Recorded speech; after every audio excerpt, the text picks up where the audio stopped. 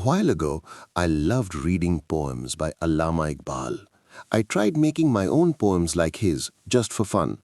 Once I wrote this: May my heart find a Tabriz, may it meet a Rumi, because my love for God has started to grow. I don't know why I wrote it, maybe from reading Iqbal so much, but at that time it didn't mean much to me. I wasn't ready for deep spiritual feelings. My heart wasn't open to someone like Shams Tabriz. Maybe deep inside I felt it, but it took over 10 years to really get it. Now, I don't care much about poetry anymore, and I forget my old poems, but that line came back to me suddenly. Some things happen without a reason. There's a famous story about Jalaluddin Rumi. He was the best teacher in Konya, sitting by a small lake with his special books.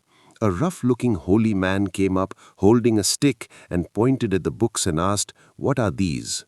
Rumi thought he was just a simple guy and said, "This is knowledge you can't understand."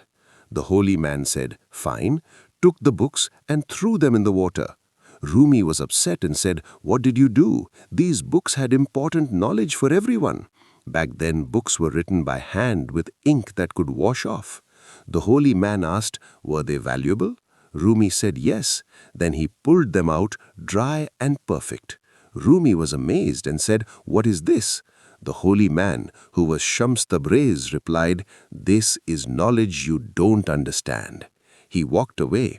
Rumi's life changed completely. He threw away his hat, ran after Shams, fell at his feet and begged, "Forgive me and teach me."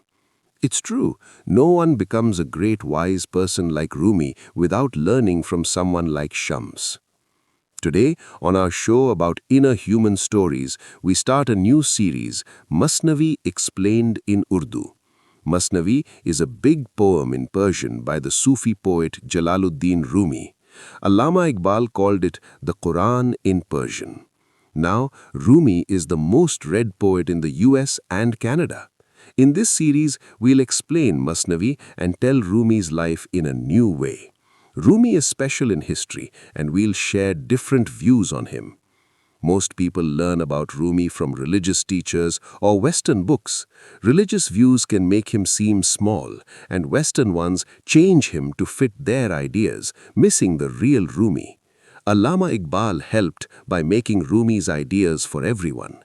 Now, a new way to see Rumi is coming from spiritual leaders in East and West like Eckhart Tolle, Wayne Dyer, Deepak Chopra, and Sadhguru. This Rumi is for the whole world, not just one group. Saying Rumi is only for Muslims is like saying wind is for Christians or love is for Buddhists.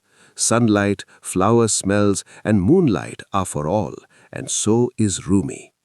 One person who helped bring Rumi to the modern West is Coleman Barks. He translated Masnavi into English. His book, The Essential Rumi, is popular, based on older translations like from Dr. Nicholson, who taught Iqbal. That book made Rumi the top poet in America. In this series, we'll use ideas from these teachers to explain Rumi's life and Masnavi. If you haven't subscribed, please do it now. Turn on the bell for new video alerts. Like, comment, and share if you like it. In this episode, we look at the first 5 lines of the Reed Flute poem, the start of Masnavi. How we'll do it? Read in Persian, then English, then Urdu, and explain at the end. This makes a good guide with Masnavi in 3 languages. If you want simple truths about life, Rumi is the best guide. People who know about the human soul respect him a lot. His words go beyond colors, races, groups, religions, and countries, helping everyone. A friend asked why Rumi is so popular in America. It's easy. Strong ideas last forever. They connect to life and make us value it. We read instructions for small things like a mixer, but for our complex body, there's no guide. Rumi helps you understand yourself. Let's start the first part of Masnavi from Maulana Rumi. Listen to the reed flute, how it cries. It tells a story of being apart. Hear the flute sound, what a sad tale. It shows pain from leaving the reed bed. since I was cut from the reed bed. Men and women cry from my sound, saying, from the time I was taken from the reed bed, I cry, and my cry makes everyone sad. I want a heart broken by being apart, so I can tell the pain of wanting love. I need a sad heart to tell my story, because only sad people understand each other. Everyone away from their start wants. Anyone far from their beginning misses the time they were together. Listen, whoever is cut from their true self feels restless, looking for a way back all the time. I cry in every group, happy or sad, sharing my story everywhere, in joy or sadness. I don't care about happy or sad, I'm just a lost person crying.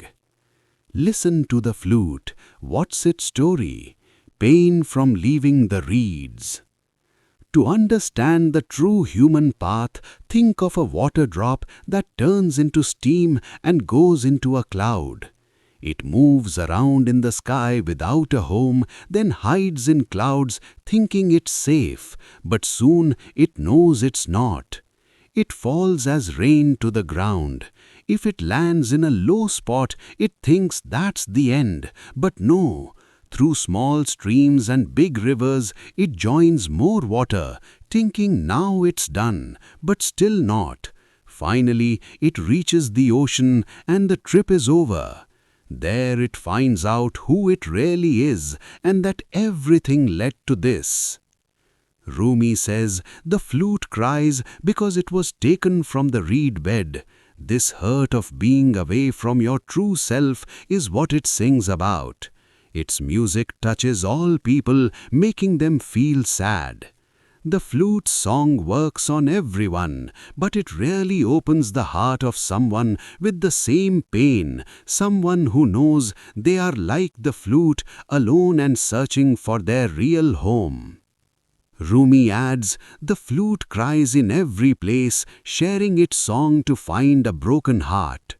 Only someone sad can understand another sad. The sound of being apart only speaks to those who know they are away from their real truth, base or soul, those who want to join their small drop with the big ocean. In the next line, Rumi says, anyone cut from their true self is worried, trying to get back day and night. This feeling inside people, this change, is all about reaching where God and people become one, with nothing in between. That's what being human is about. Like the next parts say, the flute cries in all groups, happy or sad, looking for people who understand. When it finds them, the listener says, this is what I feel inside too. This is the first part of Maulana's Masnavi. Subscribe and hit the bell for the next one.